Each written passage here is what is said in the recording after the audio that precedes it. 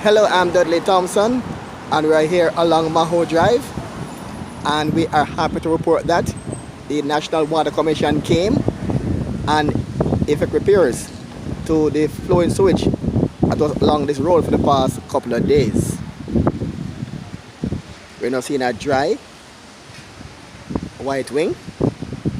Remember here, no more flowing sewage along the roadway. And you can see the work resume here at Howard's Bicycle Shop. And the gym is now reopened. So the problem has been rectified by the National Water Commission. Happy to report on this development. I'm Dudley Thompson at Maho Drive for Roots FM News and also WDT Media TV. Feel free to like, share, and subscribe, and thanks in advance.